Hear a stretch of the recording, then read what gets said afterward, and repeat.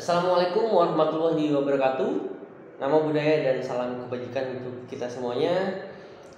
Saya berharap semua kawan-kawan di seluruh Nusantara dalam keadaan yang sehat dan tidak kurang satu apapun.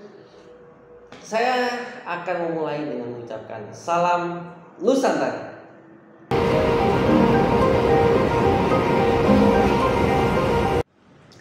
Saya akan memulai sharing bersama Trunef kali ini dengan menginformasikan bahwa jumlah penduduk di Indonesia yang kini aktif berolahraga itu persentasenya tercatat baru mencapai 35,7% dari keseluruhan jumlah penduduk.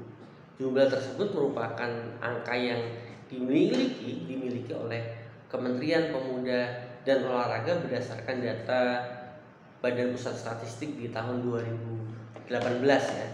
Nah, penduduk yang disensus ini merupakan warga berusia 5 tahun ke atas, ya kan?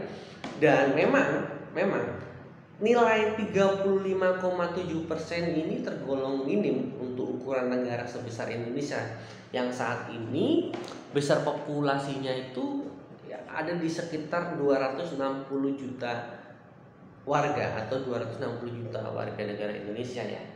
Meskipun demikian, saya secara pribadi menganggap bahwa saya sangat senang sekali karena minimal orang-orang di sekitar saya atau teman-teman viewer dari YouTube saya ini memahami bahwa akan dimulainya kesadaran untuk berolahraga, untuk memulai hidup sehat. Karena bagaimanapun investasi kita di masa tua itu adalah melalui olahraga untuk menjaga kesehatan ya.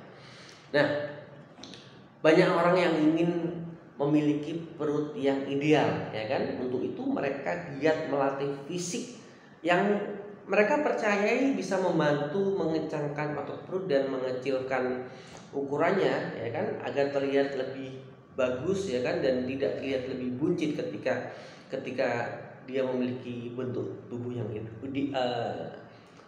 yang ideal, ya kan? Nah, yang bermasalah adalah adanya mitos dan fakta di dalam latihan fisik kali ini.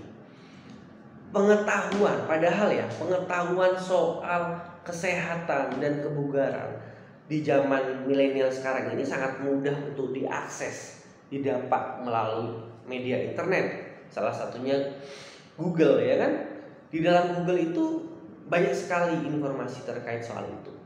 Meski demikian, ada beberapa mitos lama yang masih sangat sering dipakai untuk seseorang di dalam membentuk tubuh, itu masih dipercaya, gitu kan?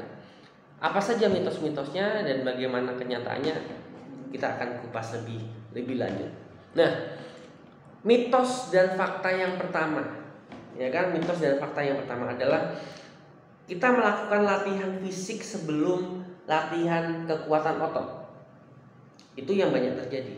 Faktanya adalah lakukan pemanasan beberapa menit sebelum latihan beban atau kekuatan otot. Bila kita terlalu lama melakukan latihan kardio, maka energinya sudah habis sebelum dia melakukan latihan beban. Jadi mitos kita melakukan latihan kardio sebelum latihan kekuatan otot itu ya kurang tepat tentunya. Nah, mitos yang kedua adalah kita sit up sebanyak 100 kali bisa membuat atau membentuk perut six pack, katakanlah seperti itu. Padahal fakta berkata bahwa kita melakukan latihan dengan variasi lain juga baik untuk pinggang. Jadi tidak hanya melulu kita melakukan sit up sebanyak 100 kali, ya kan? Itu bisa otomatis membentuk otot, ya kan? Padahal memang banyak variasi latihan yang itu membentuk pinggang kita. Mitos berikutnya adalah latihan kardio baik untuk membakar kalori. Nah, ini faktanya adalah angkat beban lebih efektif dalam membakar kalori. Latihan kekuatan otot membakar lebih banyak kalori dibandingkan dengan latihan kardio. Nah, bagaimana? teman-teman yang masih menganggap latihan kardio baik untuk membakar kalori, itu tentunya kurang tepat, karena memang latihan beban ini lebih efektif untuk membakar kalori ya. Nah, mitos berikutnya, latihan minimal 45 menit untuk merasakan manfaatnya. Faktanya, seberapa lama pun latihan itu tetap membantu. Dengan catatan, latihan squat selama 10 menit saja sudah bisa memacu kerja jantung dan bermanfaat untuk tubuh. Latihan terprogram, latihan kontinu berkesinambungan itu juga bisa bermanfaat untuk tubuh kita. Mitos selanjutnya, no pain no gain, dalam arti bahasa Indonesianya adalah tidak ada pengorbanan itu tidak akan ada hasil. Ini termasuk salah satu mitos, karena faktanya kita tidak harus menderita ketika kita berlatih fisik. Memaksakan diri memang baik, tetapi tetap kita ada batasannya. Jangan sampai latihan memberikan rasa nyeri, ya kan? Kita memang akan merasakan sedikit ketidaknyamanan, tapi bila terlalu dirasakan justru bisa memacu cedera, ya kan? Jadi pastikan jangan sampai kita mengalami cedera pada saat latihan. Ada batasan-batasan yang harus kita lakukan. Untuk itu aku menyarankan teman-teman di dalam melakukan latihan berkonsultasi dengan pakar-pakar yang berkecimpung di dunia olahraga tentunya. Nah, mitos berikutnya, peregangan sebelum latihan bisa mencegah cedera. Faktanya adalah peregangan dilakukan setelah latihan karena kondisi otot yang lebih pendek akibat kontraksi. Jika kita melakukan peregangan setelahnya, otot tersebut akan kembali ke kondisi semula sehingga terhindar dari cedera.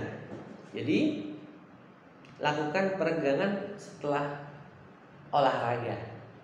Meskipun sebelum olahraga aku menganjurkan teman-teman untuk melakukan pemanasan ya.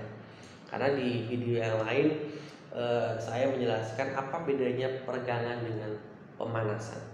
Nah, itulah tadi beberapa mitos dan fakta di dalam kita melakukan latihan fisik. Apa yang aku sampaikan ini semata-mata kita sharing, kita berbagi pengalaman, berbagi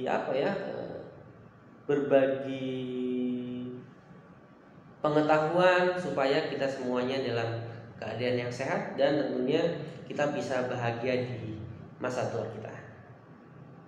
Dari saya ucapkan terima kasih sudah menonton. Bila mana ada pertanyaan-pertanyaan silahkan tulis di kolom komentar.